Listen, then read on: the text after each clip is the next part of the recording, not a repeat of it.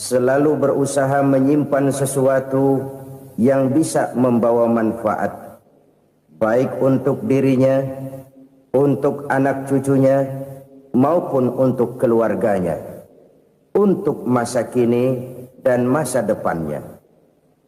Kadang simpanan itu berbentuk uang, kadang berupa tanah, lain saat berbentuk pabrik, dan lain sebagainya.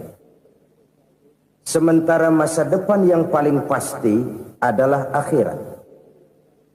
Jika untuk masa depan dunia kita rela memeras keringat, membanting tulang, pergi pagi dan pulang petang, menyimpan uang, menyimpan tanah, menyimpan pabrik, pernahkah kita merenung jika satu saat kiamat datang, kita dibangkitkan dari kubur masing-masing, berdiri di padang mahsyar untuk mempertanggungjawabkan seluruh kegiatan hidup kita di dunia ini, lalu kita akan menuju ke alam akhirat. Sudahkah kita mempunyai simpanan untuk akhirat kita? Pada pertemuan kali ini saya ingin menyampaikan sebuah hadis di mana Rasulullah sallallahu alaihi wasallam bersabda, arba'un min kanzil jannah. Simpanan sorga ada 4 macam. Yang pertama, ikhfa'us sadaqah, menyembunyikan sedekah.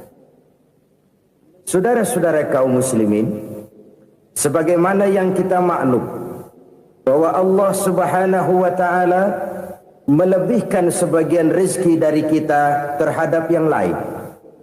Ada yang kaya, ada yang setengah kaya, ada yang miskin, ada yang setengah miskin, dan selanjutnya. Ada yang gajinya kecil tapi penghasilannya gede. Ada yang penghasilannya gede tapi nggak punya gaji. Ada juga yang memang gajinya gede dan penghasilannya gede.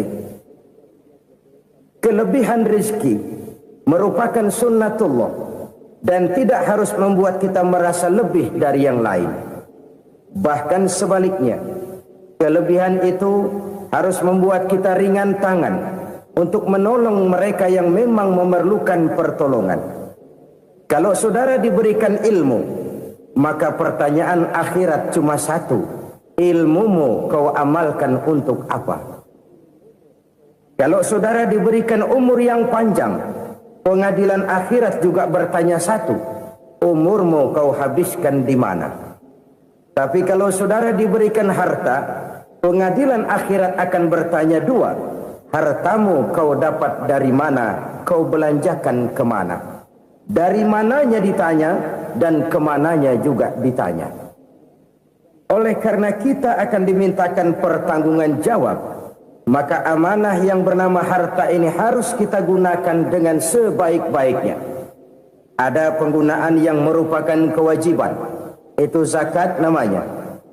Ada penggunaan yang sewaktu-waktu, itu infak namanya. Ada yang lebih sewaktu-waktu lagi, dan itu sedekah namanya. Zakat dia terikat oleh haul dan nisab, oleh putaran batas waktu dan ukuran dari harta itu sendiri. Sedangkan infak terikat oleh situasi dan kondisi perekonomian seseorang. Sedangkan sedekah tidak terikat dengan apapun. Dalam kondisi seperti apapun kita bisa melakukan sedekah dengan yang terkecil sekalipun.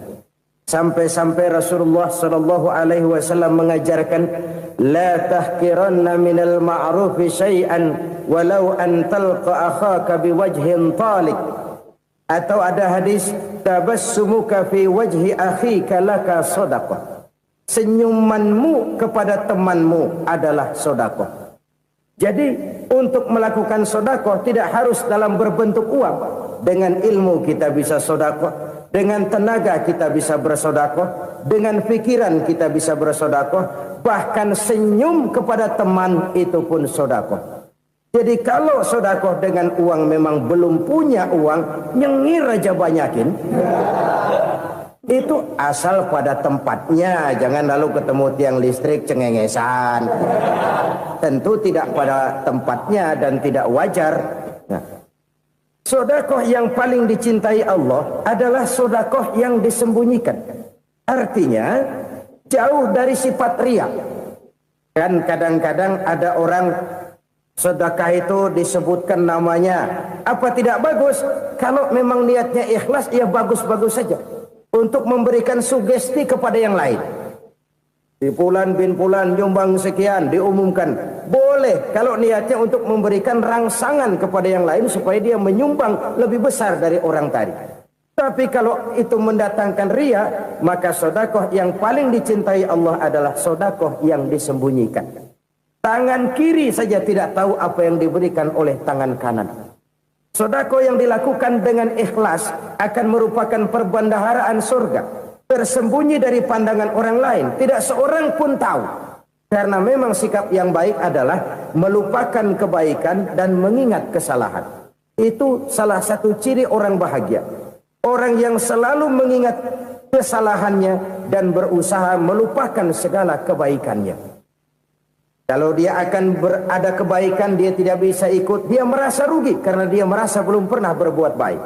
Tapi kalau akan melakukan kesalahan baru, dia ingat kesalahan yang sudah-sudah, sehingga terhalang baginya untuk melakukan satu kesalahan baru.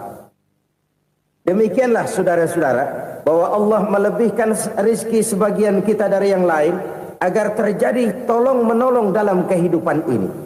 Jadi kesenjangan yang nature, kesenjangan yang alami, itu sunnatullah. Ada yang kaya, ada yang miskin, ada yang kelas menengah. Nah, kenapa lalu sekarang kita berusaha mengentaskan kemiskinan?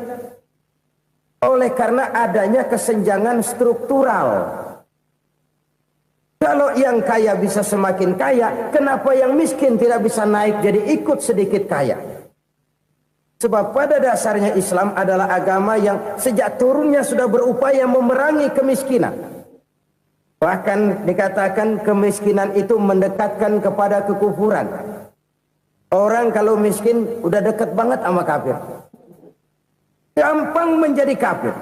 Berapa banyak saudara-saudara kita yang oleh karena soal perut, oleh karena soal materi, terpaksa meninggalkan dan menanggalkan akidahnya. Menjual petunjuk yang diberikan Allah dengan kesenangan dunia yang cuma sebentar ini. Na'udzubillah, thumma na'udzubillah. Jadi makin kita sembunyikan satu sedekah, semakin banyak perbendaharaan kita di surga. Sedekah yang paling dicintai Allah adalah sedekah yang disembunyikan. Malahan ada seorang sufi, dia punya kebiasaan kalau pergi sholat Jumat dia bawa uang, itu uang dia taruh di bawah tikar masjid. Dia niat sedekah kepada siapa saja yang nemuin itu duit. Maksudnya apa? Supaya yang nemuin nggak tahu siapa yang punya duit. Demikian dia saking ingin menyembunyikan sedekahnya. Karena sifat riya itu bisa memakan amal kita sendiri. Riya itu termasuk menyebut-nyebut kebaikan kita. Orang yang suka nepuk dada, sedikit-sedikit ngitungnya kalau nggak gua. Tuh kalau nggak gua tuh yang belah situ kalau nggak gua. Iya kalau nggak lu kenapa emang? Orang yang suka menepuk jasad. Tuh, biasanya memang begitu saudara-saudara. Kalau perang lagi berkecamuk, orang nggak sempat ngaku jadi pahlawan. Tapi begitu perang selesai, yang kagak kenal bedil ngaku pahlawan, mas. Itu sesuatu yang biasa. Oleh karenanya, orang-orang yang ikhlas dalam bersedekah, disembunyikannya sedekah itu, Allah cinta betul. Malahan ada hadis memberikan jaminan, inna sedaqatal mar'il muslimi tazidu fil umri wa tadfa'u mitatas su'i. Sesungguhnya sedekahnya seorang mukmin tazidu fil umri, bisa menambah umur panjang, wa tadfa'u mitatas su'i, dan menyelamatkan manusia dari mati secara su'ul khatimah. Jadi siapa yang kepengen panjang umur, banyaklah sedekah. Yang bosan hidup, pelit terus. Sedekah menambah panjang umur dan menyelamatkan manusia dari mati secara su'ul khatimah. Pak, katanya umur itu nggak bisa ditambah, nggak bisa dikurangin. Kapan? Kalau ajal sudah datang. Wa idza jaa ajaluhum la yastakhiruna sa'atan wa la yastakdimun. Kalau ajal datang tidak bisa dimajukan, tidak bisa dimundurkan. Itu kalau ajal sudah datang. Tidak bisa lagi umur ditambah dikurangi, sudah datang. Tapi kalau belum datang, itu kan haknya Allah. Mau ditambah, mau dikurangi, hak prerogatif Allah. Sebagai pencipta manusia, Allah Maha Kuasa dan Maha Mampu. Sedekah ini menambah panjang umur dan menyelamatkan manusia dari mati secara su'ul khatimah. Orang mati kan sama ya, kondisinya mati, nggak nafas. Tapi hakikat mati kan lain-lain. Ada yang mati itu husnul khatimah, baik akhirnya. Misalnya lagi ngaji mati, lagi sholat mati, lagi sedekah mati. Ini yang dinamakan dengan husnul khatimah, baik di akhirnya. Sebaliknya ada yang su'ul khatimah, jelek di akhirnya. Ini yang jadi catatan akhir. Lagi nyekek botol, mampus. Lagi banting kartu, modar. Su'ul khatimah, jelek pada akhirnya. Sedekah menyelamatkan manusia dari mati secara su'ul khatimah. Dan kita semua kepengen mendapat husnul khatimah, jauh dari su'ul khatimah. Oleh sebab itu yang bisa menyelamatkan kita dari penyakit itu antara lain adalah sedekah yang disembunyikan, yang dikerjakan dengan ikhlas karena Allah, tidak karena kepengen dipuji orang, tidak karena ingin dikatakan orang pemurah. Sebab orang dermawan itu orang yang memberi tanpa harus diminta. Kalau masih harus diminta, ya belum dermawan namanya, masih harus diminta. Kalau nggak diminta ya tulus, lolos, polos. Saudara-saudara kaum muslimin rahimakumullah.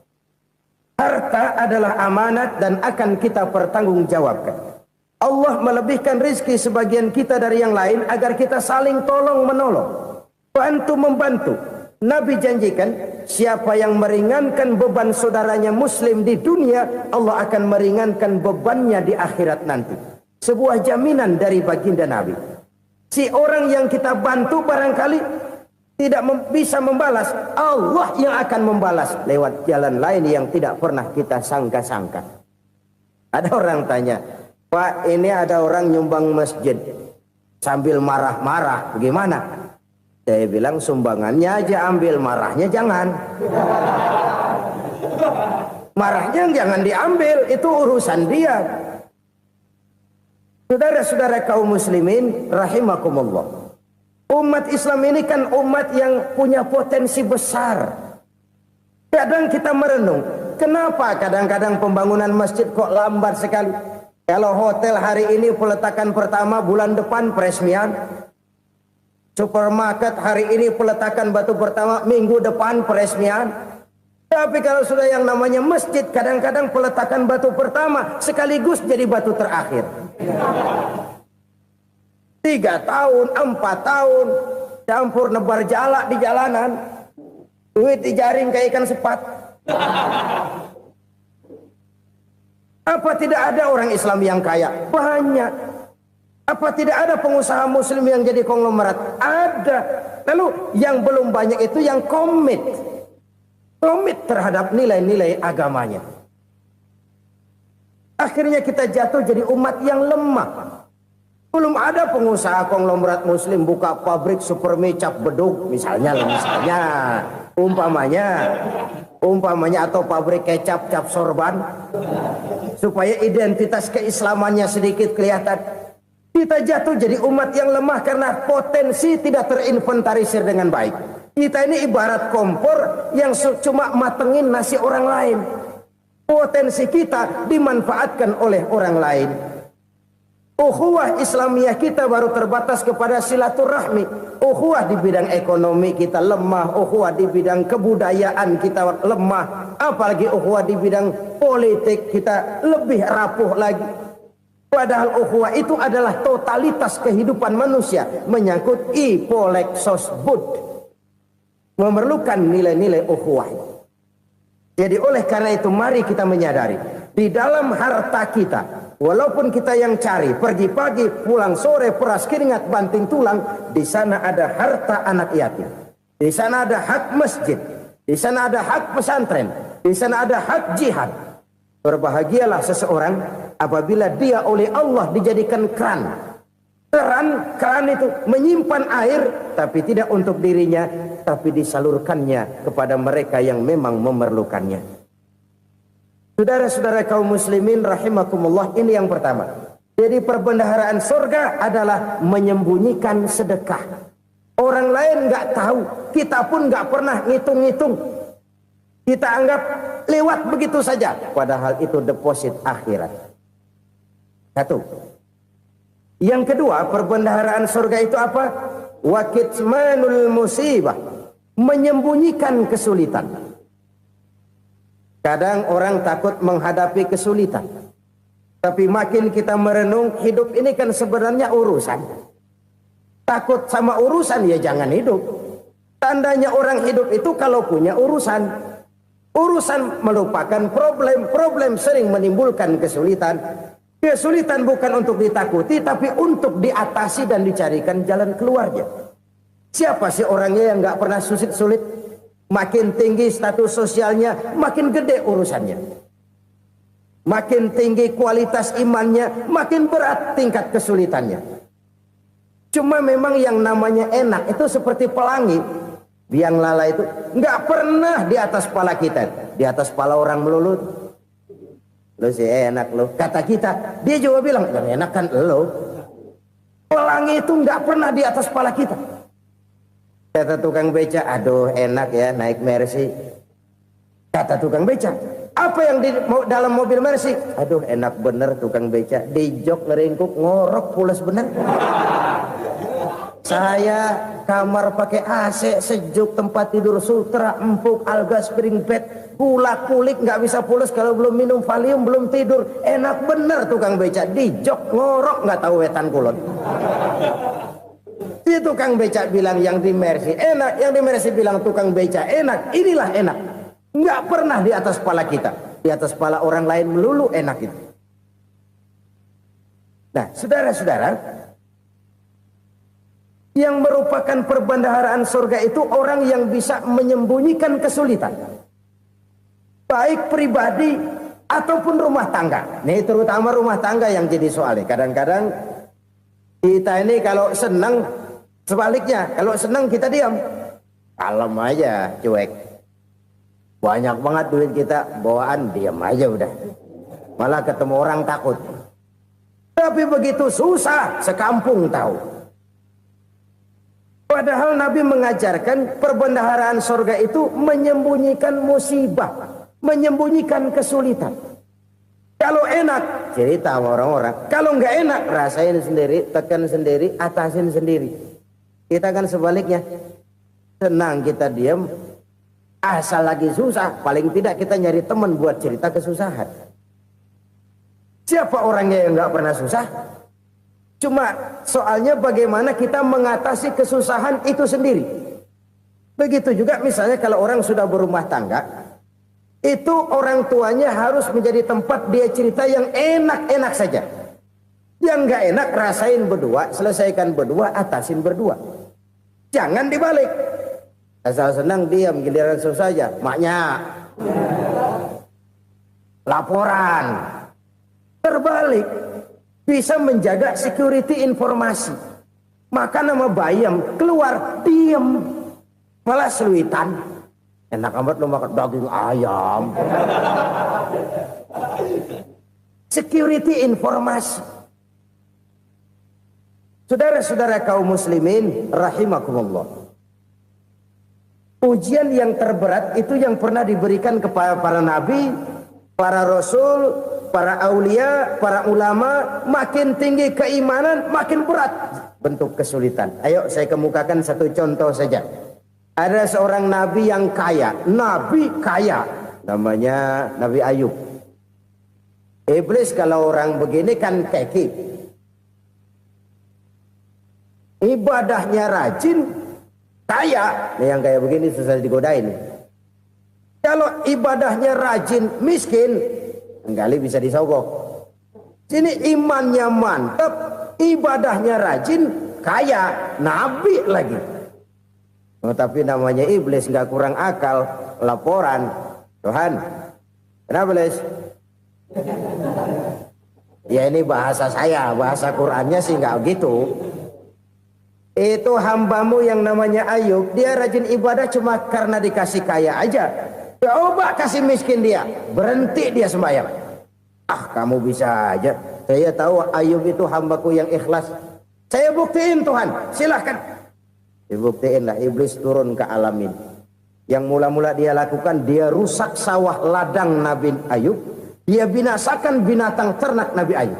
Sehingga dalam waktu singkat, jatuhlah Nabi Ayub dari orang paling kaya jadi orang paling miskin. Beliau masih ibadah di mihrab dalam masjid. Datang iblis. Saudara Ayub, ya, lagi ngapain? Ibadah. Nyembah Allah, nyembah Allah. Oh, percuma. Kenapa? Tuhan yang ente sembah nih, dia udah bikin miskin ente. Sawah ladang ente hancur lebur, binatang ternak binasa. Sekarang ente jadi orang paling miskin. Ngapain nyembah Tuhan kayak begitu? Tekor. Udah berhenti dah ibadah, berhenti ibadah. Ini iblis sama Tuhan laporannya lain, yang dikerjakan kepada Nabi Ayub juga lain. Benar begitu iblis, kata Nabi Ayub. Iya, sawah ladang saya habis, buras. Binatang ternak saya binasa, binasa. Saya miskin, bangpak. Apa jawab Nabi Ayub? Bukan innalillahi, ini hebat. Alhamdulillahillazi a'tani wa akhza minni. Segala puji bagi Allah yang telah memberikan harta kepada saya dan sekarang mengambilnya lagi. Alhamdulillah. Allah yang ngasih, Allah yang ambil. Itu mah urusan Allah. Iblis cuman ibadah jalan terus, sujud lagi Nabi Ayub. Iblis seleher gondok banget. Dasar Nabi nggak mempan dia apa-apain. Miskin malah alhamdulillah. Allah yang ngasih, Allah yang ambil. Jadi kalau kita tidak komit, kita tidak terikat kepada kaya, miskin, senang, susah, apa yang bisa bikin kita susah? Jadikan kekayaan, kemiskinan, jadikan senang, susah sebagai anak buah yang bisa kita atur. Jangan kekayaan ngatur kita, jangan kemiskinan ngatur kita. Kita yang harus mengatur mereka. Senang, susah, kaya, miskin, bahagia, sengsara, jadikan itu anak buah yang bisa kita atur. Kalau sekarang kita kaya, lain saat boleh jadi kita miskin, semiskin-miskinnya. Allah yang ngasih, Allah yang ambil. Tenaga mana yang bisa menghalangi? Ibadah jalan terus. Iblis makin gondok. Dasar Nabi loh. Akhirnya apa? Nabi Ayub dikerjain, diberikan penyakit. Demikian fatal penyakitnya. Bayangin, udah miskin sakit. Masya Allah. Miskin sakit. Sakitnya nggak lama, kira-kira 16 tahun. Istrinya 3, 2 mental minta ceraiin. Ngerawatin laki bengek begini. Senang belum tentu, susah udah pasti nih. Cerai aja, cerai dah. Cerai. Tinggal satu Siti Rahmah yang setia menemani beliau. Sesetia-setianya hati perempuan. Satu saat Siti Rahmah bilang, "Bang, iya, abang kan Nabi, Bang. Lalu, namanya Nabi kan doanya jarang meleset, Bang. Maksud kamu minta kenapa sih sama Tuhan biar abang sembuh, baik dah, Bang?" Siti Rahmah, iya. Saya sakit berapa tahun sih dah? 16 tahun, Bang. Sebelum ini saya sehat berapa tahun? Ya kira-kira 60 tahun, Bang. Nah, coba ente banding-bandingin, Rahmah. Saya dikasih sehat 60 tahun, dikasih sakit 16 tahun. Sudah nggak sabar mau doa kepada Allah minta sembuh. Saya malu kepada Allah. Diuji dengan yang luar biasa seperti ini, tidak mengganggu stabilitas kehambaannya. Dia tetap menghamba kepada Allah Subhanahu wa ta'ala. Saudara-saudara kaum muslimin rahimakumullah. Kunci menghadapi kesulitan itu apa? Allah jelaskan dalam satu ayat, wa basyiris sabirin alladzina iza asabathum musibah qalu inna lillahi wa inna ilaihi raji'un. Gembirakan orang-orang yang sabar Siapa mereka itu? Yang apabila mendapat musibah mereka kembali kepada keyakinan dasar segalanya dari Allah dan segalanya akan kembali kepada Allah. Ini konsepsi dasar dari sikap muslim dalam menghadapi berbagai kesulitan. Segalanya dari Allah, segalanya akan kembali kepada Allah. Kalau ini sudah kondisi dasarnya, maka kita akan lapang menghadapi kenyataan bagaimanapun pahitnya. Apakah itu namanya miskin, apakah itu namanya sakit, bahkan maut sekalipun. Maut sekalipun. Segalanya dari Allah, segalanya akan kembali kepada Allah. Ini sikap hidup, bukan sekedar ucapan. Kita kadang-kadang menjadikannya sebagai ucapan. Mulutnya sehingga berhenti, innalillahi wa inna ilaihi rajiun, tapi nangisnya terus gerung-gerungan. Bukan itu, ini kesadaran moral. Kalau segalanya dari Allah, segalanya kembali kepada Allah, kan sebenarnya cuma nunggu giliran. Hari ini saya nyembayangin dia, entah hari apa saya disembayangin orang. Hari ini saya antar dia ke kubur, entah hari apa orang nganterin saya ke kubur. Hari ini saya tahlilkan dia, entah nanti kapan orang tahlilkan saya. Segalanya dari Allah, segalanya akan kembali juga kepada Allah. Oleh sebab itu saudara-saudara, kesulitan bukan untuk ditakuti. Kesulitan justru untuk diatasi, dicarikan jalan keluarnya. Dan tidak ada orang yang tidak pernah mendapat kesulitan. Tidak ada. Semakin tinggi status sosial, semakin tinggi kualitas keimanan, semakin besar juga tingkat kesulitan. Hanya saja bagaimana cara kita mengatasinya. Dan Al-Quran menyatakan, inna ma'al usri yusra. Di balik kesulitan itu pasti ada kemudahan. Roda itu berputar. Karena itu Rasulullah sallallahu alaihi wasallam mengingatkan kepada kita, ta'arraf ilallahi fir raha ya'rifka fis syiddah. Ingatlah kepada Allah di waktu kamu senang, supaya Allah ingat kepada kamu di waktu kamu susah. Kalau waktu senang kita ingat kepada Allah, kita susah, Allah tidak akan meninggalkan kita. Tapi kalau waktu senang kita jauh dari Allah, sujud tidak sempat, dengan masjid jauh, ketika senang kita lupakan Allah. Nanti begitu kita susah, Allah lupakan kita. Dan itu menyakitkan. Oleh karena itu orang-orang tua kita dulu bilang, kalau lagi sehat ingat-ingat lu bakal sakit nanti. Kalau lagi kaya ingat-ingat satu saat kita bakal jatuh miskin. Bahkan kalau lagi muda ingat-ingat kita bakal tua. Dan yang terpenting kalau lagi hidup ingat-ingat kita bakal mati. Saudara-saudara kaum muslimin rahimakumullah. Jadi yang kedua yang merupakan perbendaharaan surga, menyembunyikan musibah. Saudara-saudara kaum muslimin rahimakumullah. Hal ketiga yang merupakan perbendaharaan surga adalah wasilatur rahmi. Orang yang suka bersilaturahmi. Sebagaimana yang kita maklum bahwa manusia adalah makhluk yang disebut zon politika. Makhluk sosial yang tidak mungkin hidup sendiri-sendiri. Betapa dan siapapun kita memerlukan orang lain. Bodoh betul manusia kalau tinggal di tengah masyarakat tapi tidak mau bermasyarakat. Merasa hebat sendiri, pintar sendiri, gagah sendiri, kaya sendiri. Mungkin kalau mati juga ngubur sendiri. Jangankan kita di sini, di sorga saja Nabi Adam waktu sendirian bengong melulu, mondar mandir. Allah tegur dam sepi dam. Ya ini kalau bahasa saya. Iya Tuhan sepi ini nggak ada coret-coretan pisan ini. Diciptakan Siti Hawa baru anteng Nabi Adam. Itu di sorga. Cobalah. Umpamanya saudara tinggal di Jakarta nih. Kayak bener. Apaan aja di Jakarta punya saudara dah. Pembuatan Semanggi ambil. Monas, Buntel bawa pulang. Hotel-hotel ambil semua. Cuman tinggal di Jakarta sendirian, apa enaknya? Betapa dan siapapun kita perlu orang lain.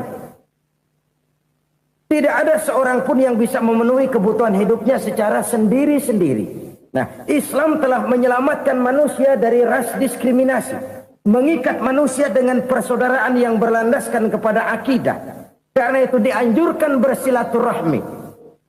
Bahkan Nabi menyatakan, man arada ayyubsata lahu fi rizqihi wa yunsa'a fi atharihi falyasil rahimah.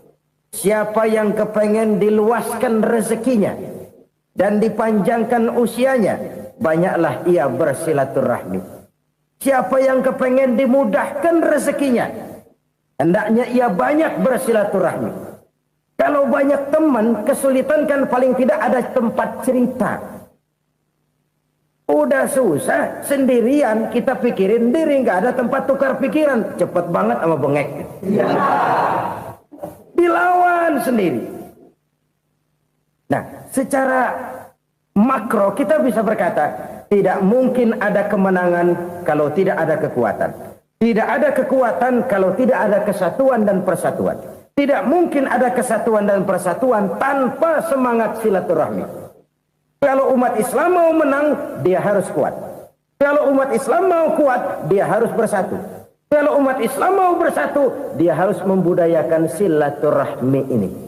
Bahkan sampai-sampai kata Nabi, kalau bisa cari nilai tambah. Apa? Silman qata'ak. Bersilaturahmilah kau kepada orang yang marah denganmu. Masya Allah, indahnya ajaran agama kita. Orang yang marah pun kepada kita, kata Nabi, kalau bisa bersilaturahmilah kepadanya, kepada orang yang marah itu. Di situ nilai tambah. Cuman jujur nih hadis, ngucapinnya gampang, ngamalinnya yang berat banget. Orang marah sama kita, kita disuruh silaturahmi. Ada apa sama lu? Lu marah, ada gue marahan lagi. Gue pikirin.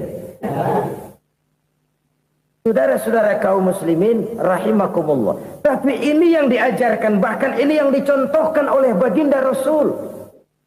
Bagaimana begitu mudah, misalnya satu saat Abu Jahal ini ngatur strategi bagaimana bikin Muhammad celaka.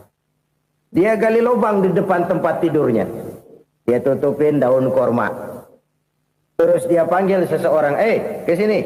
Kasih tahu Muhammad, pamannya sakit keras, minta ditengokin. Berangkat orang ini ke sana. Muhammad, labbaik. Pamanmu sakit keras, dia minta ditengokin. Baik, saya akan datang menjenguk beliau. Berangkatlah Nabi ke rumah Abu Jahal tanpa prasangka apapun. Abu Jahal udah pasang setil, selimut 3 rangkap setengah dipakai, persis kayak orang meriang. Tapi sembari ngintip dari balik selimut, begitu Muhammad buka pintu, nah masuk perangkap nih. Muhammad jalan menuju tempat pembaringan. Makin lama makin dekat, makin lama makin dekat, makin dekat ke lubang yang dipasang oleh Abu Jahal itu. Dalam hati Abu Jahal, terus dah jatuh, mampus dah lo ini. Mampus lo hari ini nih. Apa yang terjadi? Malaikat Jibril datang. Muhammad, pamanmu cuma pura-pura sakit. Di depan tempat tidurnya ada lubang perangkap supaya kamu jatuh ke situ. Sudah, kamu pulang. Balik kanan Nabi. Sudah hampir jatuh ke lubang, balik kanan, pulang. Bayangin kecewanya Abu Jahal. Muhammad dikit lagi, Muhammad dikit lagi. Enggak paman, saya pulang aja. Emosi bangun dari tempat tidur, enggak sadar kalau lagi pura-pura sakit. Lompat ngejar Nabi, dia lupa dengan lubang yang dia gali. Serak, nyemplung sendiri ke dalam lubang.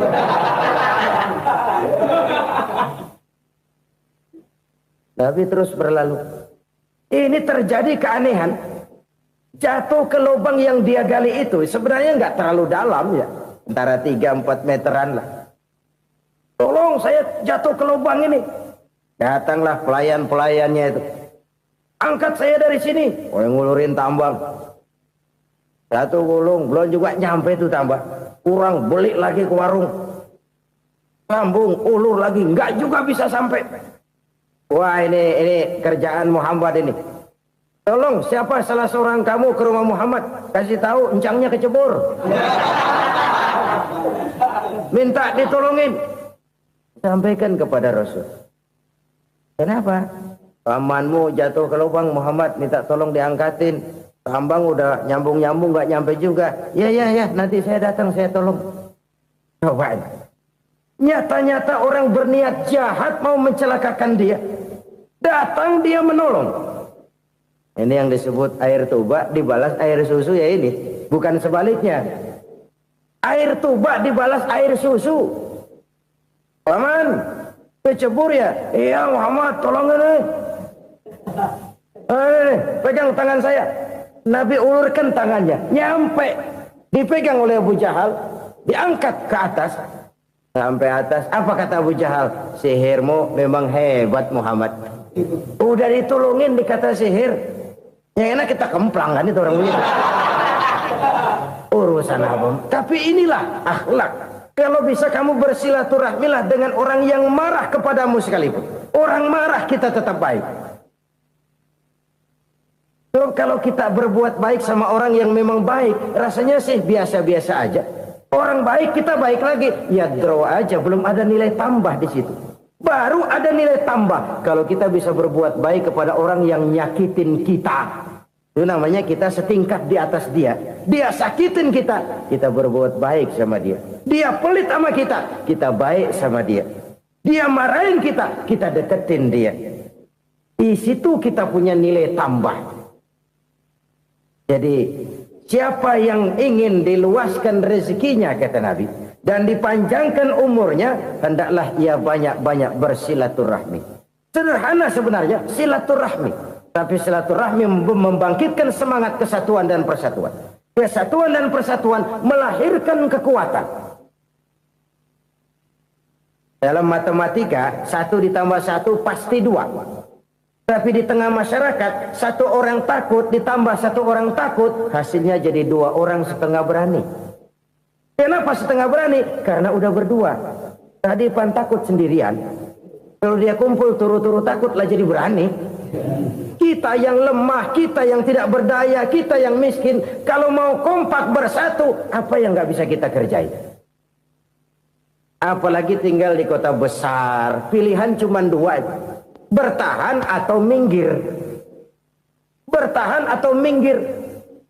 Untuk bisa bertahan harus mampu bersaing. Untuk mampu bersaing harus punya keahlian. Keahlian harus ditunjang dengan pendidikan. Ditambah oleh kekompakan sebagai umat. Udah miskin mencar mulu, orang injak kita. Orang nggak pandang urusan apa yang malu. Oleh karena itu silaturahmi pada hakikatnya merupakan ruh dari ukhuwah yang diajarkan oleh agama kita. Bagaimana Islam menyelamatkan masyarakat manusia dari ras diskriminasi, mengikat manusia, dan tidak ada persaudaraan yang lebih indah selain persaudaraan yang diikat dengan nilai-nilai akidah. Sepanjang orang di jalan Allah, itulah saudara kita. Keluar dia dari jalan Allah, selesailah persaudaraan sampai di situ. Karena itu, kalau ingin menyimpan sesuatu di surga, banyaklah bersilaturahmi. Datang ke rumah ini, datang ke rumah itu, dan lain sebagainya. Itu simpanan kita di akhirat nanti. Ini yang ketiga. Saudara-saudara, yang keempat, perbendaharaan surga itu apa? Wa qawlu la hawla wa la quwwata illa billah. Ucapan la haula wa la quwwata illa billah. Ibadah kan ada yang berat, modalnya besar. Bangun masjid berat, modalnya besar. Bangun rumah sakit berat, modalnya besar. Ada ibadah yang berat tapi modalnya ringan. Misalnya puasa. Puasa itu berat, mengendalikan nafsu. Kalau sekedar nggak makan nggak minum sih enteng, mengendalikan nafsu itu jihad terbesar. Tapi kan modalnya ringan, cuma niat saja. Ini ibadah berat, modalnya ringan. Ada ibadah yang ringan, modalnya juga enteng. Seperti termasuk ucapan la haula wa la quwwata illa billah. Tanpa sadar, la haula wa la quwwata illa billah, nyelengin tuh di surga. Nyelengin, kita nggak terasa, nyelengin simpenan akhirat. La haula wa la quwwata illa billah, nyimpan lagi. Kaget, la haula wa la quwwata illa billah, nyimpan lagi. Banyak simpenan. Walaupun sebenarnya yang dimaksud di sini adalah kesadaran batin bahwa tidak ada daya dan kekuatan kecuali Allah. Itu intinya. Kita memulai pekerjaan disunahkan baca bismillah, kan begitu. Apa itu? Kesadaran moral Bahwa ini saya bisa kerjakan. Saya kerjakan ini dengan menyebut nama Allah. Kenapa? Kalau Allah tidak memberikan daya dan kekuatan, mana mampu saya kerjakan ini. Maka saya kerjakan ini dengan menyebut nama Allah. Bismillah. Kesadaran moral. Manusia hanya wajib berusaha, tapi nggak pernah wajib berhasil. Banyak hal-hal yang kalau kita renungkan secara rasio nggak mungkin.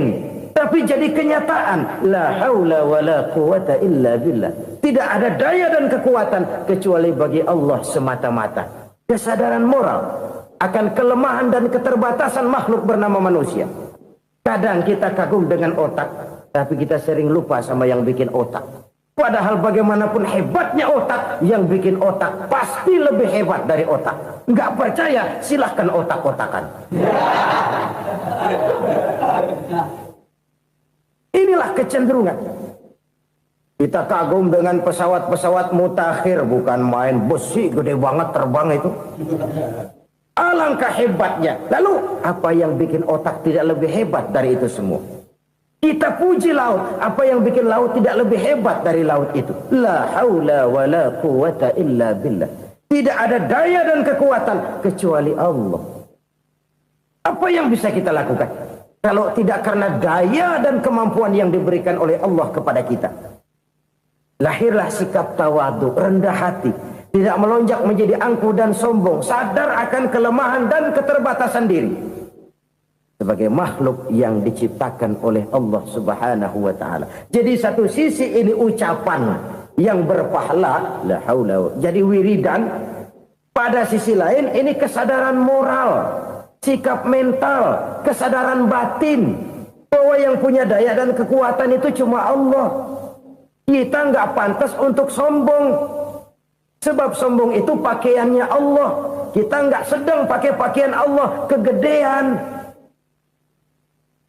Dan makin kita renungi, makin terbentur. Apa sih yang bisa kita sombongin? Kita mau sombong apa? Kayak pintar, itu kan semua relatif. Di atas langit masih ada langit lagi. Jadi oleh karenanya, marilah kita menyadari. Manusia hanya wajib berusaha, tapi tidak pernah wajib berhasil. Yang berusaha saja tidak wajib berhasil, apalagi yang tidak berusaha. Islam bukan agama orang pemalas yang selesai sholat lalu ngelohom, nggelenggem ayem-ayem. Tapi Islam bukan agama orang sombong yang setelah berusaha lalu tidak memerlukan Allah. Kita bisa saja bikin proyeksi tahun sekian kita bakal panen besar menurut perhitungan otak. Tapi ada kejadian lain. Apa? Tikus ngambek. Habis itu dimakanin tikus, panen gagal. Proyeksi rasional gagal oleh tikus-tikus yang ngambek itu. Bisa saja terjadi. Tahun depan kita panen besar, urung. Kenapa? Musim panas panjang. Dan sekarang ini koran-koran bikin berita musim mengalami penyelewengan. Bukan cuma manusia yang nyeleweng sekarang. Musim pakai nyeleweng. Mestinya kan musim hujan udah selesai, masih hujan-hujan juga. Musim. Nah sekarang kita boleh bikin proyeksi, kita bakal panen besar. Tahu-tahu musim panas panjang, sawah retak, air kering. Cari teknokrat yang paling botak, suruh pendekin tuh musim panas.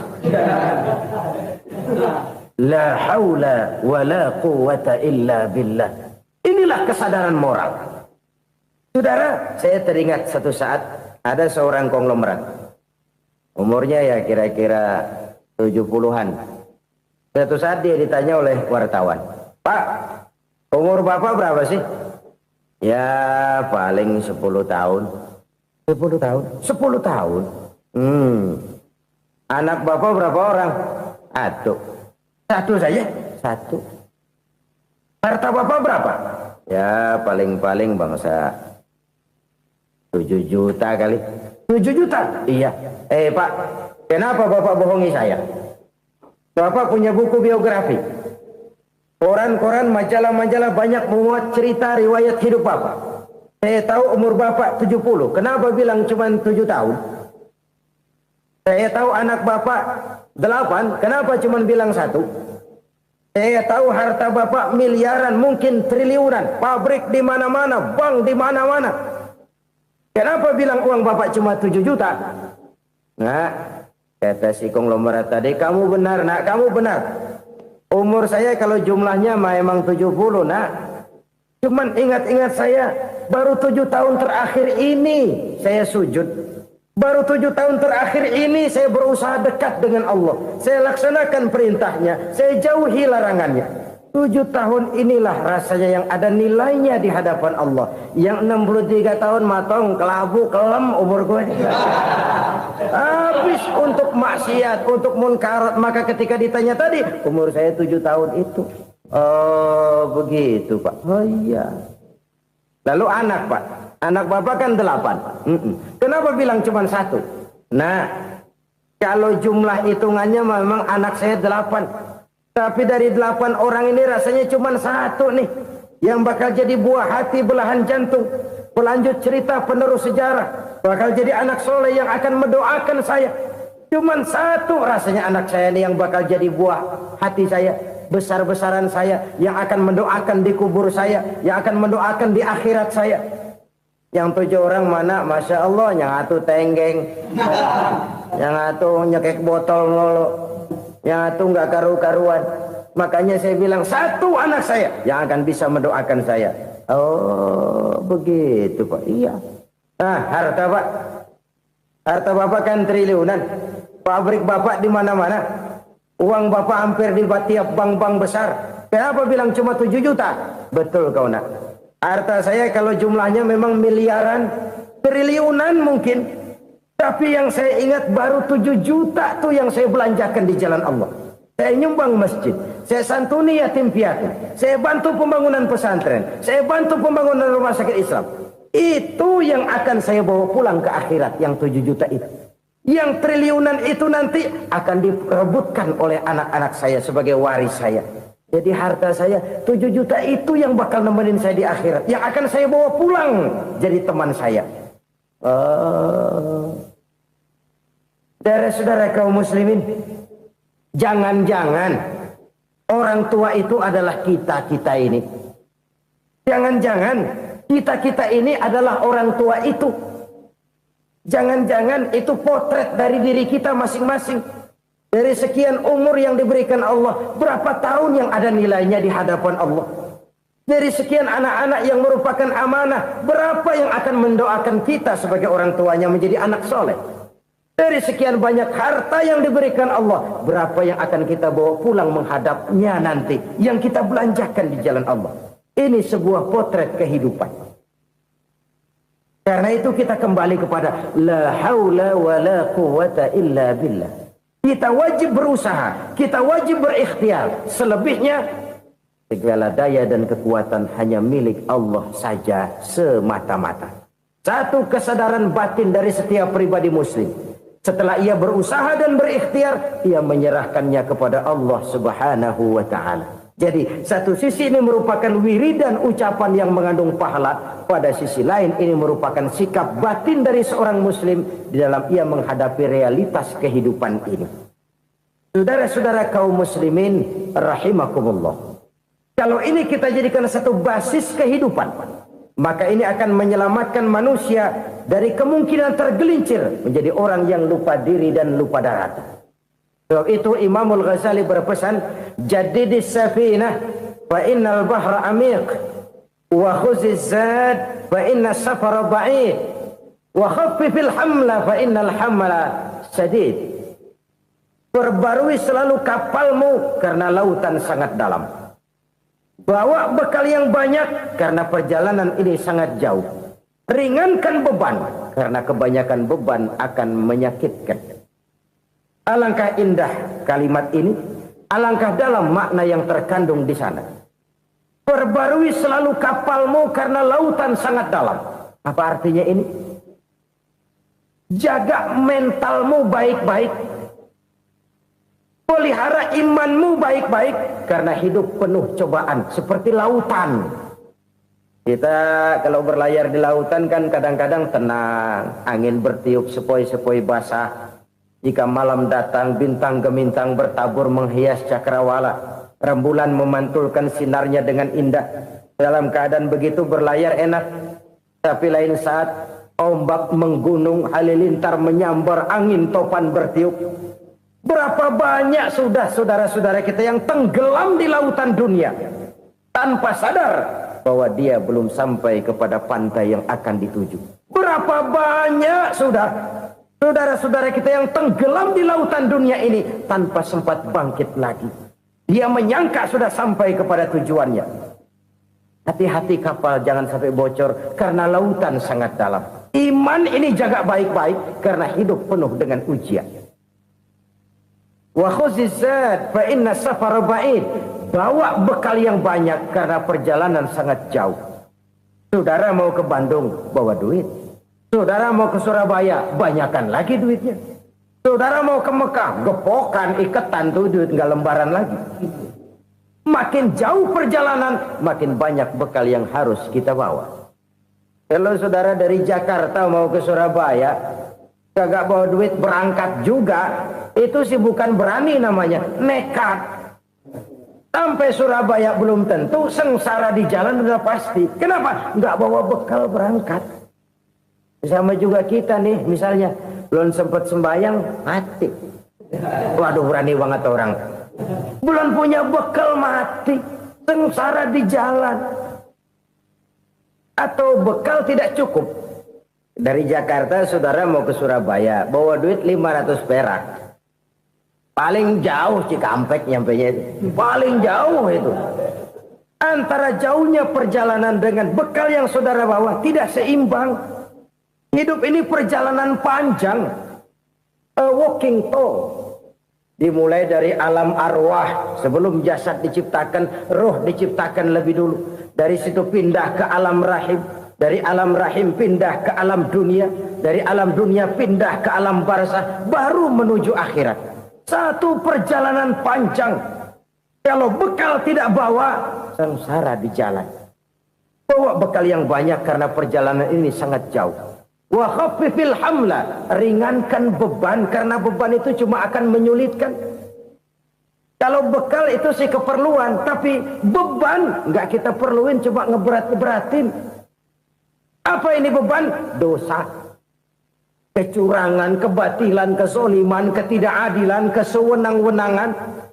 Itu akan jadi beban kita di akhirat. Alangkah celakanya, perjalanan panjang, bekal tidak bawa, beban kelewat banyak, alamat sengsara di jalan. Pahala tidak ada, dosa berlipat ganda. Na'udzubillah, summa na'udzubillah. Kalau kita rangkum nasihat Al-Ghazali dengan kisah si konglomerat tadi, kita akan mengambil kesimpulan. Pertama, bekal terbaik dalam menghadapi gejolak kehidupan ini tidak lain adalah iman. Yang kedua, pahala dan dosa. Dua hal kontroversial.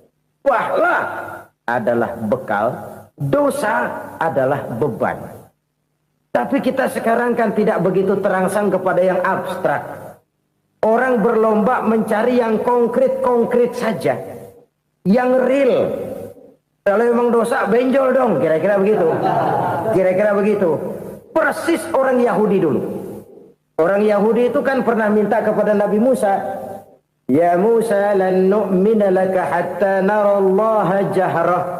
Musa, kami nggak bakal mau beriman kepada Allah kalau belum kami lihat Allah ada nongkrong di depan kami. Kalau memang Tuhan ada, taruh dong di depan kami. Mau yang konkret-konkret saja. Kalau memang dosa, benjol dong. Kalau memang pahala, berasa dong. Orang terangsang kepada yang real, yang konkret-konkret saja. Karena itu, untuk mengejar dosa, orang mau bayar. Tapi untuk mengejar pahala, walaupun tidak bayar, orang segan. Ini yang dikatakan oleh Nabi, kamu mengharapkan ke surga, tapi kamu berat melaksanakan sesuatu yang bisa membawa kamu ke surga. Kamu ingin jauh dari neraka, tapi tiap saat kamu lakukan perbuatan-perbuatan yang justru menjerumuskan kamu ke neraka. Idda'aitum an-najata minan nar wa ramaitum fiha anfusakum. Kamu ingin selamat dari neraka, tapi kamu lemparkan diri kamu ke neraka. Kamu ingin masuk surga, tapi berat sekali kamu melakukan perbuatan-perbuatan yang bisa menyampaikan kamu di surga. Saudara-saudara kaum muslimin rahimakumullah. Jadi hal keempat yang merupakan perbendaharaan surga adalah la haula wa la quwata illa billah. Satu sisi ini merupakan ucapan yang memperberat timbangan akhirat. Pada sisi lain ini merupakan sikap hidup seorang muslim. Kesadaran batin yang sangat dalam bahwa tidak ada daya dan kekuatan kecuali Allah. Dan itu kita simbolkan pada saat memulai pekerjaan dengan Bismillah, dengan menyebut nama Allah. Satu kesadaran moral, saya hanya bisa melakukan ini karena diberikan daya dan kekuatan oleh Allah. Lahirlah sikap tawadu, rendah hati, tidak melonjak menjadi angkuh dan sombong. Saudara-saudara, sampai sini dulu jumpa kita kali ini. Semoga 4 perbendaharaan surga ini dapat kita lakukan, yang kelak akan merupakan bekal kita di kemudian hari nanti. Amin ya rabbal alamin. Bapak-bapak, ibu-ibu, saudara-saudara kaum muslimin rahimakumullah. Di dalam kehidupan kita sebagai seorang muslim, minimal 5 kali dalam sehari semalam kita mendengar seruan untuk mendirikan solat yang disebut azan. Ada kalimat menarik di dalam kalimat azan itu, yakni seruan hayya 'alal falah, marilah menuju kepada keberuntungan, marilah meraih kemenangan. Seruan ini adalah kecenderungan dari setiap manusia, apapun warna kulitnya. Artinya, setiap orang dalam hidup selalu ingin meraih dan mencari kemenangan. Kemenangan akan melahirkan kepuasan batin, dan kepuasan batin memberikan kebahagiaan. Sedangkan kekalahan melahirkan penderitaan batin, dan penderitaan batin menjerumuskan seseorang di dalam berbagai bentuk kerugian. Jikalau inilah seruan azan, maka masalahnya ialah apa yang menyebabkan kita meraih kemenangan. Al-Quranul Karim memberikan tuntunan dan ajaran kepada kita bahwa orang-orang yang memperoleh kemenangan itu tidak lain adalah orang-orang yang bertakwa. Hanyalah mereka yang bertakwa kepada Allah Subhanahu wa ta'ala pada akhirnya akan tampil sebagai pemenang. Lalu siapa orang yang bertakwa itu? Dijelaskan dalam awal-awal Al-Baqarah, orang yang bertakwa yang akan meraih kemenangan. Pertama, allazina yu'minuna bil ghaib, yaitu orang-orang yang beriman kepada yang gaib. Percaya bahwa ada alam yang gaib, alam yang abstrak, alam yang tidak bisa dijangkau oleh salah satu daripada panca indera kita. Mereka percaya dan beriman kepada adanya malaikat, beriman kepada adanya iblis dan jin, beriman kepada adanya alam kubur, beriman kepada adanya alam mahsyar, beriman kepada adanya alam akhirat, beriman kepada adanya surga dan neraka. Beriman bukan cuma sekedar beriman dalam ucapan bibir saja, tetapi beriman yang nilai iman itu mampu mewarnai gerak dan gaya hidupnya. Iman yang meresap sampai ke tulang sumsum, kemudian memberikan dampak positif di dalam kehidupan manusia. Alam, kita tahu, adalah sesuatu yang selain Allah, dan Allah bukanlah alam. Apapun namanya selain daripada Allah, itu adalah alam. Alam pada hakikatnya terbagi menjadi 2. Ada alam syahadah, alam nyata, alam konkret, alam yang bisa dijangkau oleh salah satu indera kita.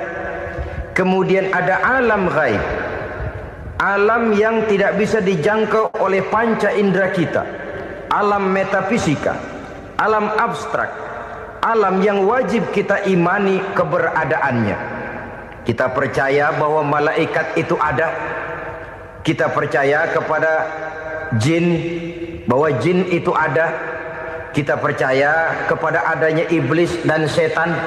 Bukan percaya kepada iblis dan setannya, percaya bahwa iblis dan setan itu ada. Itu termasuk salah satu daripada sifat orang yang bertakwa kepada Allah. Saudara-saudara kaum muslimin rahimakumullah, kecenderungan pembangunan yang lebih bersifat materialistis biasanya menggeser aspek kehidupan rohani. Orang berpikir empiri, dan dalam pola pikir yang demikian maka alam gaib tidak lagi mendapat perhatian. Aspek kehidupan yang bersifat rohaniah malah mulai ditinggalkan. Akibatnya terjadilah kepincangan di dalam kehidupan kita. Pernah ada satu pengalaman pribadi dalam perjalanan kembali ke tanah air. Dalam pesawat di sebelah kanan saya duduklah seorang Jerman namanya Heiner Simonsen. Iseng saya ajak kenalan, saya ajak ngobrol, saya tanya dia. Saya bilang, Mas Heiner ini, kalau pesawat yang kita tumpangi ini jatuh ke bawah, kira-kira apa yang bakal terjadi, Mas? Dia bilang, kita semua akan mati. Begitu? Iya. Oke. Apa itu mati? Tanya saya. Dia bilang, untuk tahu apa itu mati, kita harus tahu lebih dahulu apa itu hidup. Saya pikir nih bule bisa ngomong juga. Baiklah kata saya. Apa hidup menurut Anda itu? Oh, hidup itu dia bilang, kalau seluruh anggota badan kita bekerja secara normal, paru-paru memompa darah secara normal, jantung berdetak secara normal, sel-sel tubuh bekerja secara fit, dan organisme tubuh hanya mau bekerja secara normal, dia bilang, kalau kita memberi makan yang cukup, menu yang teratur, dan gizi yang lengkap. Saya bilang, kesimpulannya apa, Ner? Dia jawab, hidup adalah dari tangan ke mulut. Life is from the hand to the mouth, kata dia. Hidup adalah dari tangan ke mulut. Jadi masalah hidup tidak lebih daripada masalah isi perut. Orang pergi pagi, pulang sore, peras keringat, banting tulang, perut yang dibelain. Saya bilang, you are wrong. Sampean salah, Ner. Kamu orang Islam bukan? Bukan. Pantas. Kenapa saya salah? Dia bilang, ya jelas salah. Salahnya di mana? Kamu ini manusia. Kalau hidup cuma dari tangan ke mulut, saya bilang, kambing di kampung saya juga begitu pikirannya, Ner. Itu kambing di kampung saya, asal perutnya kenyang, sudah hidup dia. Perkara besok bagaimana, lusa prospeknya macam mana, bulan depan ada apa, kambing nggak pernah mikir. Di kampung saya kambing juga pikirannya begitu. Kamu Kristen ya? Tadinya. Loh kok tadinya, lalu apa sekarang kamu ini? Dia bilang, sekarang saya netral. Saya tidak beragama, tapi saya percaya kepada Tuhan sebagai pencipta alam. Saya ingat benar dia bilang, I haven't any religious, but I believe to God as the creator of the world. Kenapa bisa netral begitu, Ner? Habis saya bingung katanya. Islam bilang Islam baik, Kristen bilang Kristen baik, Hindu Buddha bilang Hindu Buddha baik, semua agama baik. Saya netral sekalian, nggak beragama. Yang penting saya percaya kepada Tuhan. Saya bilang, Ner, kamu ini kayak orang mau beli celana. Lalu bingung, yang satu bilang Levi's bagus, yang satu bilang Blue Jean hebat, yang satu bilang Wool England hebat. Celana ini hebat, celana itu bagus, celana ini hebat. Semua celana bagus, kamu bingung. Akhirnya netral, tidak pakai celana. Itu juga salah. Saya pikir-pikir, kemudian saya melihat bahwa dua pola berpikir Heiner ini nampaknya sudah mulai menggejala di lingkungan masyarakat bangsa kita. Disadari atau tidak, secara jujur kita harus berkata, dua pola pemikiran Heiner ini mulai berkembang di tengah masyarakat bangsa kita. Pertama, pola pikir materialisme. Hidup adalah dari tangan ke mulut. Masalah hidup tidak lebih masalah isi perut. Itu yang perlu dibela, dan disitulah arti kehidupan. Pergi pagi, pulang sore, peras keringat, banting tulang untuk mempertahankan perut. Kalau sudah kemari cara orang berpikir, maka buat apa percaya kepada yang gaib? Untuk apa sholat? Untuk apa puasa? Untuk apa zakat? Untuk apa menghadiri majelis taklim? Tanpa kepercayaan kepada yang gaib, hidup berjalan menurut alur empiris dan materialis. Kalau sudah ke sana cara orang berpikir, biasanya orang lalu cenderung menghalalkan segala cara. Hanyalah orang yang percaya bahwa akhirat ada. Hanyalah orang yang percaya bahwa alam kubur itu ada. Hanyalah orang yang percaya bahwa malaikat itu ada, hidupnya akan lebih terarah dan terkendali. Karena kepercayaan kepada yang gaib, yang merupakan fase daripada kehidupan setelah hidup yang sekarang ini, mewarnai gerak pribadi seseorang di dalam dia melakukan kegiatan hidupnya. Pola berpikir materialisme, disadari atau tidak, mulai menggejala di lingkungan masyarakat bangsa kita. Hidup tidak lebih dari urusan tangan ke mulut, mulut ke tangan, tangan ke mulut. Asal perut sudah kenyang, hiduplah sudah. Perkara bagaimana prospek hari yang akan datang, bagaimana akhirat tidak jadi persoalan. Ini yang oleh Nabi diperingatkan, ad-dunya sijnul mu'min wa jannatul kafir. Dunia adalah penjara bagi orang beriman dan surga bagi orang kafir. Dulu di zaman Belanda hadis ini pernah disalah tafsirkan, disalah artikan, digunakan sebagai senjata untuk mengkebiri dan membuat impoten umat Islam. Sudahlah umat Islam gak usah macam-macam, kata Belanda. Dunia ini kan penjara buat orang Islam, surga buat orang kafir. Di penjara jangan bertingkah.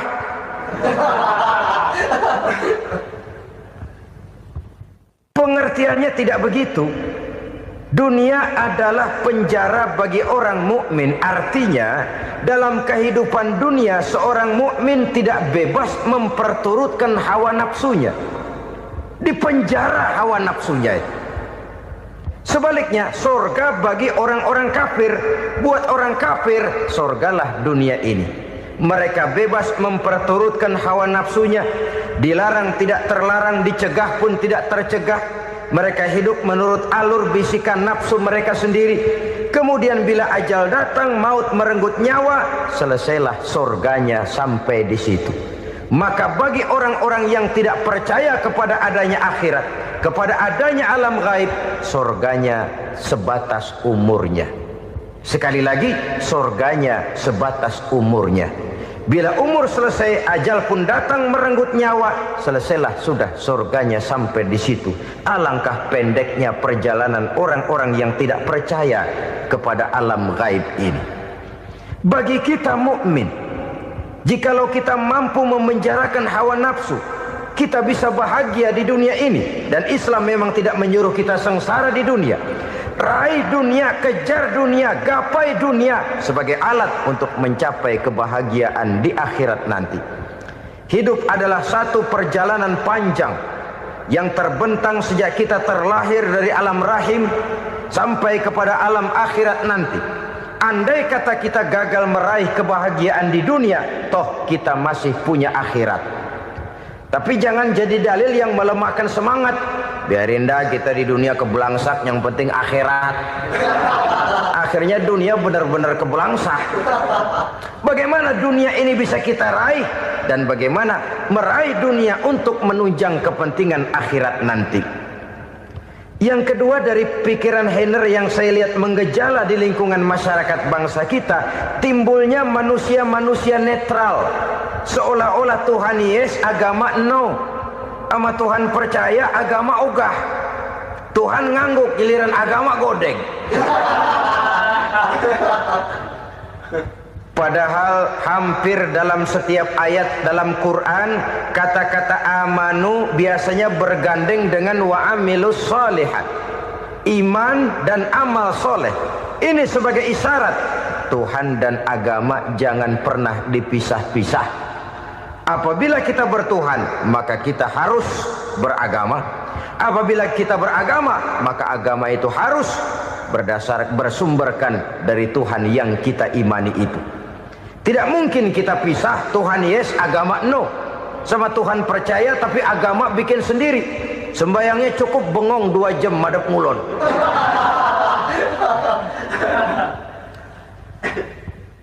Saudara-saudara kaum muslimin rahimakumullah.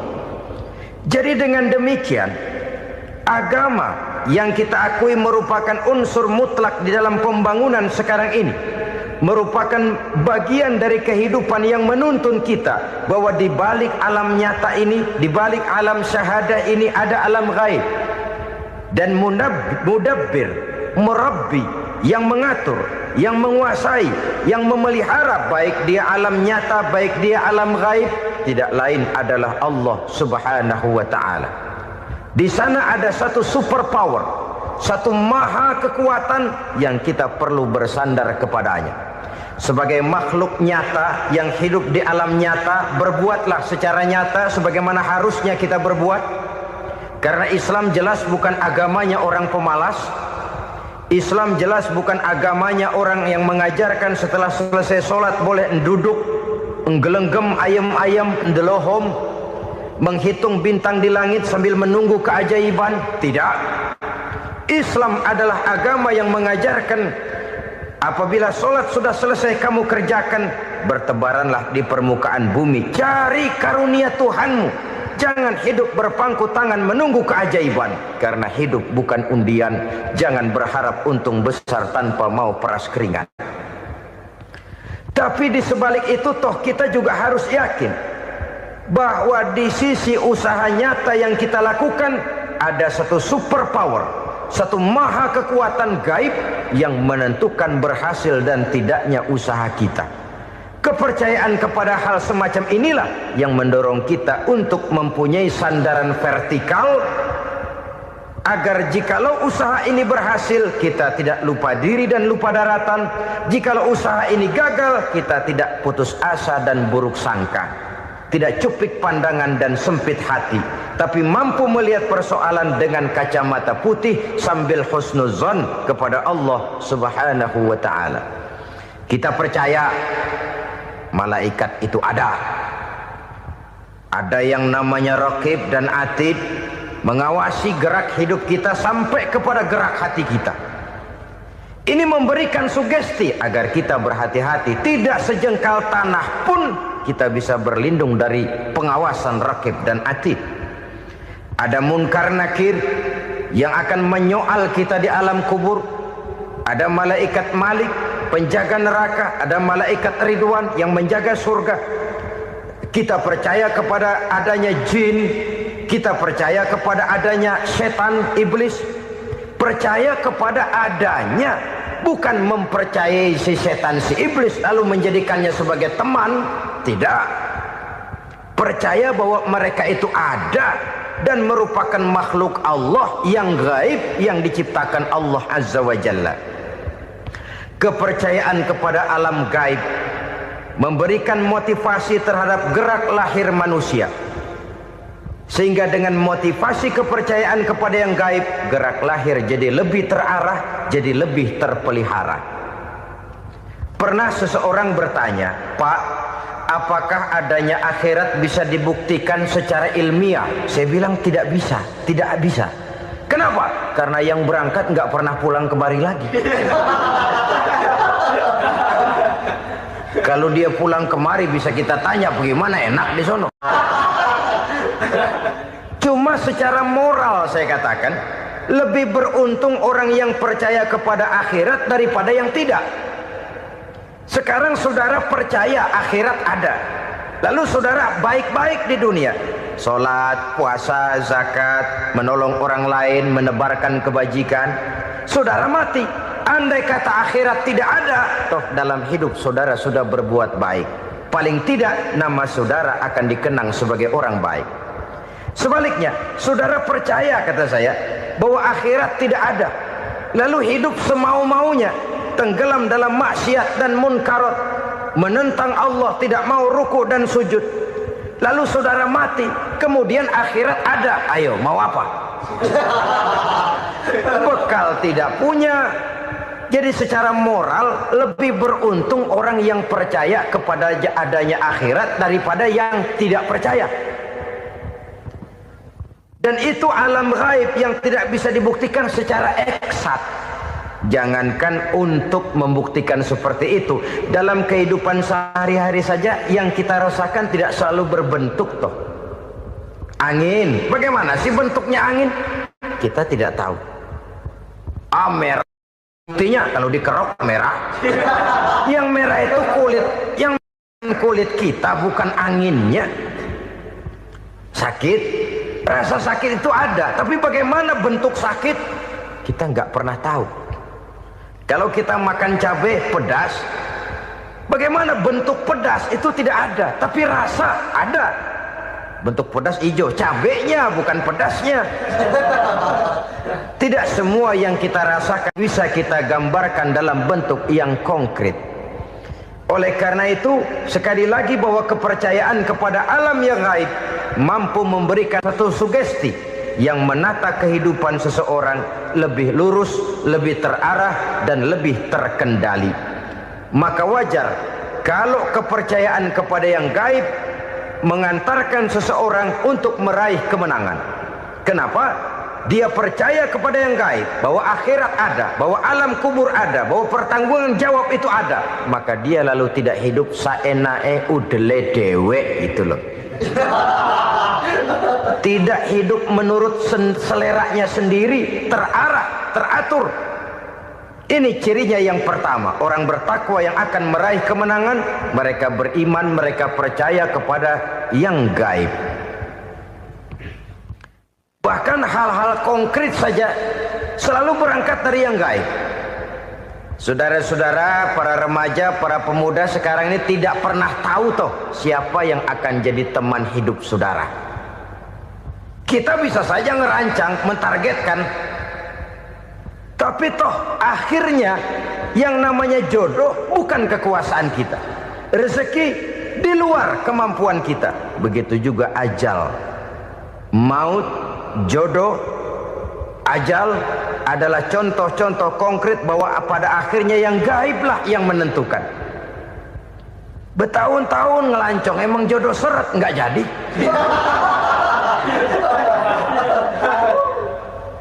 Begitu kenal baru setengah malam nginep ditangkap hansip kan.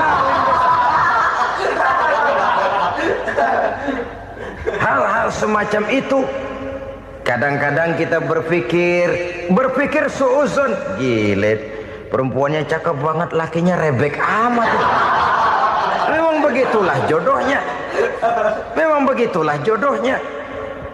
Saudara hadirin ma'asyiral muslimin yang saya hormati, jadi hal-hal yang konkret saja kita yakini sepenuhnya ditentukan oleh satu superpower yang gaib itu tadi.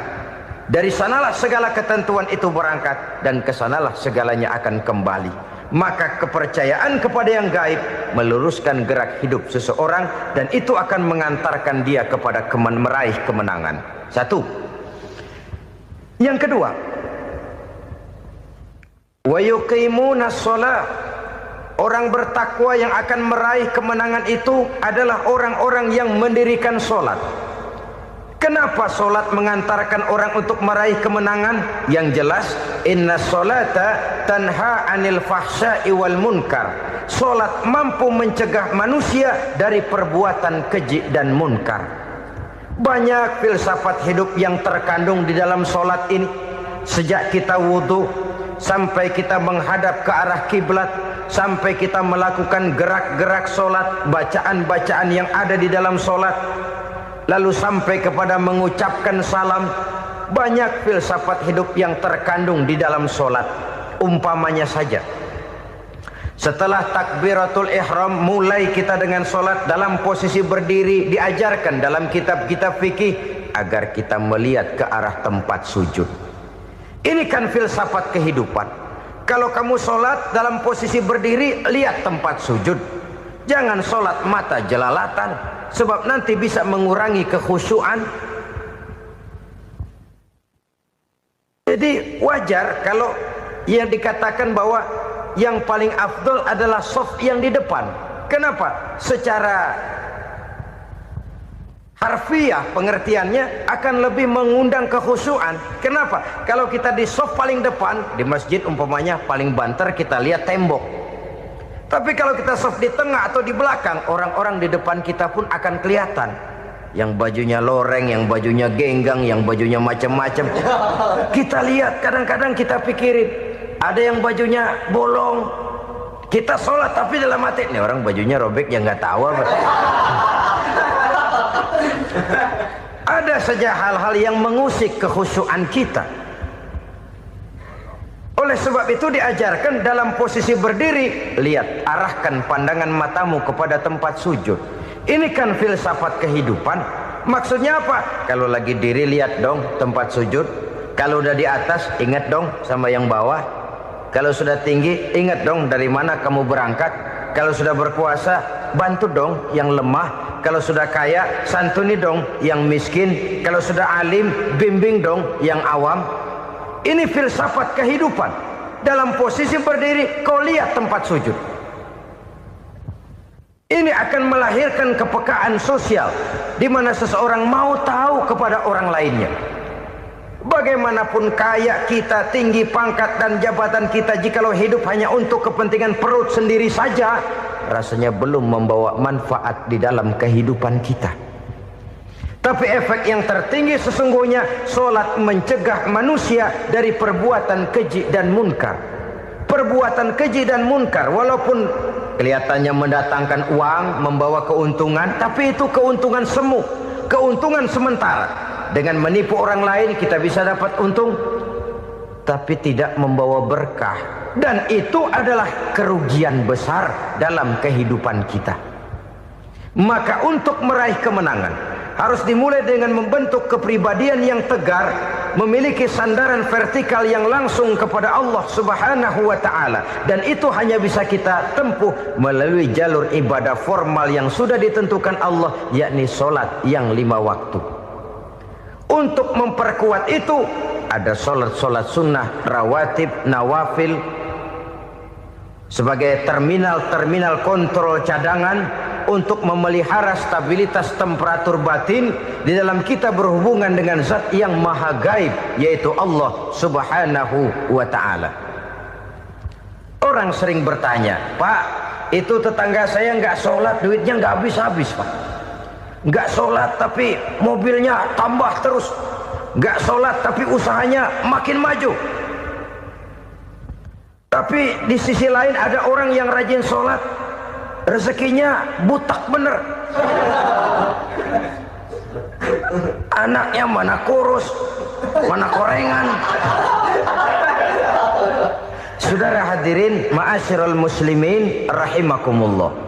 Harus saya katakan bahwa sholat memang bukan untuk cari duit.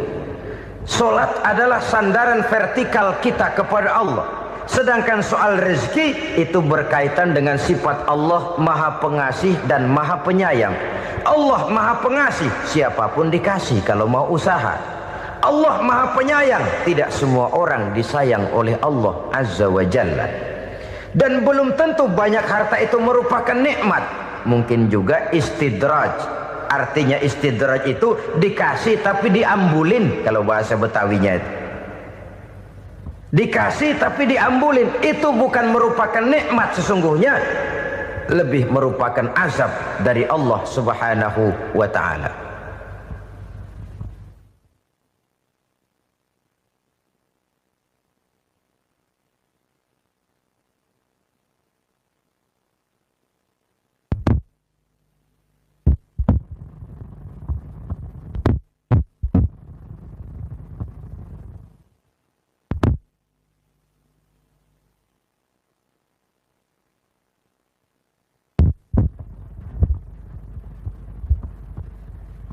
Agama mempunyai sistem sholat, dan kita umat Islam telah dituntun oleh Allah Subhanahu wa ta'ala yang wajibnya 5 kali dalam sehari semalam mendirikan solat, dan itu tentu berada dalam jangkauan kemampuan manusia.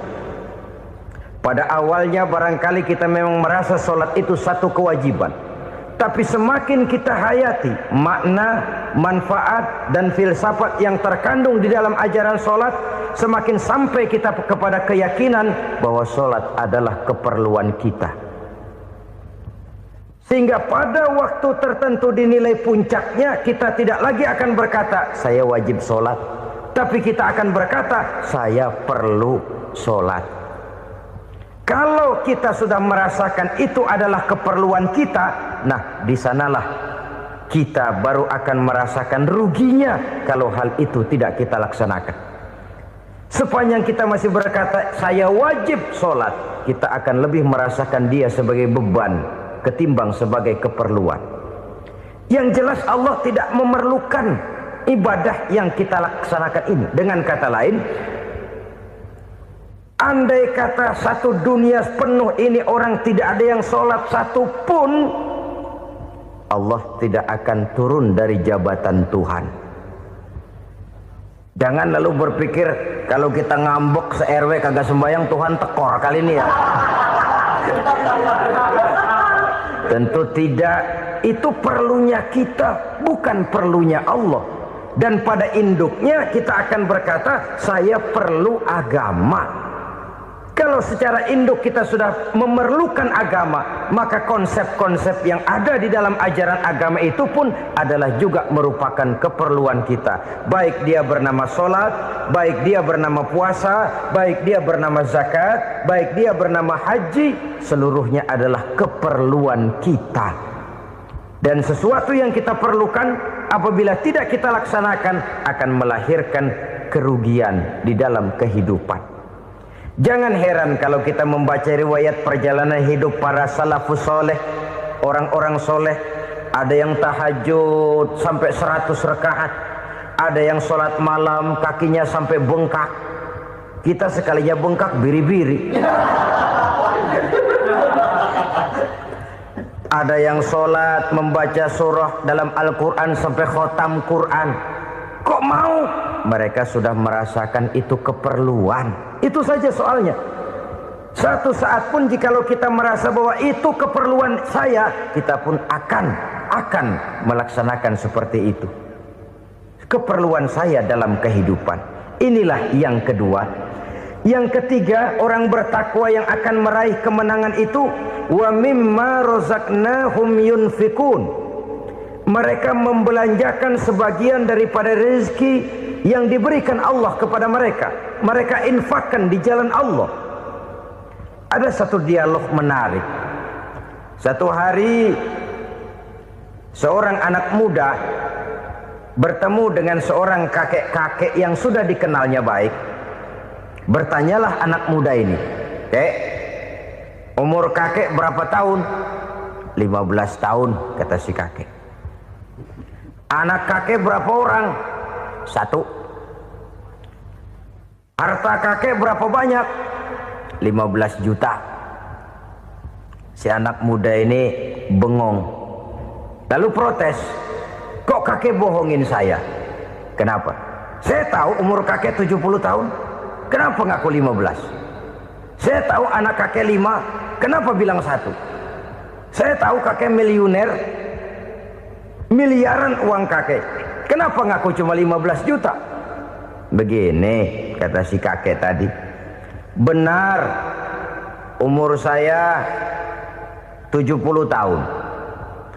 Tapi dari umur yang 70 tahun itu baru 15 tahun terakhir ini saya merasakan ibadah kepada Allah. Meninggalkan maksiat, jauh dari segala macam munkarat. Maka yang 15 tahun inilah yang benar-benar saya rasakan sebagai umur saya. Benar anak saya 5, tapi yang 4 susah diatur. Cuman 1 rasanya nih yang bakal jadi si buah hati belahan jantung pelanjut cerita penerus sejarah. Cuma 1 ini yang saya harapkan, yang akan jadi anak soleh, yang akan membuat saya menerima pensiunan pahala. Kalau yang 4 apek dah, nggak ada harapan. Yang satu nyekek botol melulu. Oh begitu. Iya. Lalu kenapa kakek bilang harta kakek cuma 15 juta padahal saya tahu kakek uangnya miliaran, depositonya banyak? Ya karena 15 juta itulah yang saya ingat yang pernah saya belanjakan di jalan Allah. Saya merasa itulah harta saya yang sebenarnya. Yang miliaran yang saya simpan di bank kelak kalau satu saat saya mati akan jadi rebutan di antara anak-anak saya. Iya kalau anak saya soleh kayak yang satu ini. Kalau yang 4 tadi udah tulen dia bakal berantem dah berebut tuh. Jadi 15 juta yang saya belanjakan di jalan Allah inilah yang saya merasakan benar-benar harta saya yang sesungguhnya. Dialog ini patut menjadi bahan renungan kita bersama. Diberikan kita umur 40, 50, 60, 70, 80. Berapa tahun dari umur yang diberikan itu yang jalan mulus, yang kita gunakan untuk melaksanakan ibadah? Banyak harta kita simpan di bank, di lemari, di dompet, di tas. Tapi berapa yang sudah kita depositokan di jalan Allah yang akan menemani kita di hari kita kembali nanti? Maka orang bertakwa yang akan meraih kemenangan, wa mimma razaqnahum yunfikun, mereka membelanjakan sebagian dari rezeki yang diberikan Allah di jalan Allah Subhanahu wa ta'ala. Ma'asyiral muslimin rahimakumullah. Zahirnya memang kita memberikan kepada orang lain, tapi hakikatnya kita menyimpan untuk diri kita sendiri. Kita memberikan kepada yatim piatu 25.000. Zahirnya kita memberikan si yatim, hakikatnya kan kita cuma nyimpan. Saya berikan, titip kepadamu, ini untuk saya di akhirat. Kau boleh belikan baju, kau boleh belikan untukmu makan, kau boleh bayarkan sekolahmu. Ini untuk saya. Hakikatnya kita nyumbang masjid 1 juta, zahirnya kita berikan kepada panitia masjid, tapi hakikatnya kan cuma titip 1 juta ya untuk saya di alam kubur nanti. Silakan kau boleh belikan semen, ini uang, belikan besi, belikan pasir. Saya cuma sekedar titip untuk kepentingan saya. Hakikatnya kita cuma sekedar menitip. Sebagaimanapun pada hakikatnya, apapun yang kita miliki dalam kehidupan kan cuma sekedar hak guna pakai, bukan hak milik mutlak. Harta kita, rumah kita, kendaraan kita, kebun kita, pabrik kita, hak guna pakai saja. Hak milik mutlak cuma untuk Allah Subhanahu wa ta'ala. Saudara-saudara kaum muslimin rahimakumullah. Ini yang ketiga. Kemudian yang keempat, orang-orang bertakwa yang akan meraih kemenangan, allazina yu'minuna bima unzila ilaika. Mereka yang beriman, mereka yang percaya kepada apa yang telah diturunkan kepadamu Muhammad, ay Al-Quran, yakni Al-Quranul Karim. Setelah percaya kepada yang gaib, mendirikan solat, kemudian menginfakkan sebagian dari rezeki yang diberikan Allah, mereka juga lalu percaya kepada yang diturunkan terhadap Nabi, yaitu tidak lain Al-Quranul Karim. Sekali lagi di sini, percaya bukan hanya sekedar percaya saja, tetapi percaya lalu menjadikan Al-Quran itu sebagai pedoman hidup. Sebab memang Al-Quran itu adalah GBHM, garis-garis besar haluan muslim. Apa yang harus kita lakukan, apa yang harus tidak kita lakukan, bagaimana mestinya kita bertingkah laku dan berbuat, seluruhnya tercantum di dalam Al-Quranul Karim.